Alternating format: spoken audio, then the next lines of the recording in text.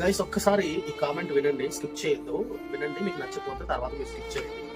చెమ్మగిల్లిన కళ్ళతో, గొంతు దాటిన బాధతో, బరువెక్కిన గుండెతో, అడుగులు సాగని నడకతో, వణుకుతున్న చేతులతో, నిన్ను కన్నోళ్ళకి నువ్వు కన్నోళ్ళని కట్టుకున్న జీవిత భాగస్వామిని, తోడబుట్టిన వాళ్ళని వదిలి ప్రేమలకు, బంధువులకు, సరదాలకు, సంతోషాలకు, సుఖాలకు దూరంగా, ప్రమాదాలకు దగ్గరగా, సేవే లక్ష్యంగా, పోరాటమే ఊపిరిగా, కుటుంబానికి అండగా, దేశ శ్రేయస్సు కోసం ముందుగా, మేము నిశ్చింతగా నిద్రపోవడం కోసం మీరు నిద్రమానుకొని, కనుచూపు మేరలోనైనా కనిపించని కారు చీకట్లోనైనా, నిప్పులాంటి ఎండను, ఎముకలు కొరికే చలిని తడిపి ముద్ద చేసే వానిని లెక్క చేయకుండా, మీ శరీరమే హద్దులుగా ధైర్యాన్ని పిడికిలో నింపుకొని, తోటాలు నిన్ను చీల్చుతున్న శత్రువును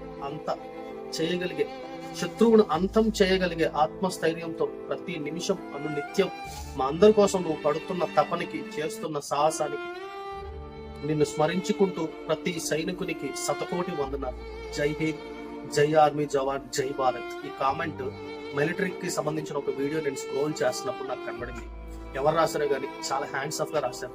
నిజమే, ఈ రోజు మనం ఇంత ధైర్యంగా మనం ఉన్న ప్రాంతంలో, మనం ఉన్న దేశంలో ఉన్నామంటే అక్కడ ప్రాణాలు సైతం లెక్క చేయకుండా జవాన్లు పోరాడుతున్నాడు కనుకనే మనం ఇక్కడ ధైర్యంగా ఉన్నాం. బట్ బాధ ఏంటంటే దేశం లోపల, దేశం నడిబొడ్డులో ఉండే మనం మతాలని, కులాలని కొట్టుకుంటున్నాం. బట్ అక్కడ జవాన్ మాత్రం కుటుంబాన్ని వదిలేసి ఎవరైనా సరే, ఏ దేవుని ఆరాధించే వాళ్ళైనా సరే, ఎవరిని మొక్కే వాళ్ళైనా సరే అందరూ క్షేమంగా ఉండాలని మన ప్రాణాలను కాపాడడం కోసం వాళ్ళ ప్రాణాలని విడిచిపెట్టి మరీ బ్రతుకుతున్నారు.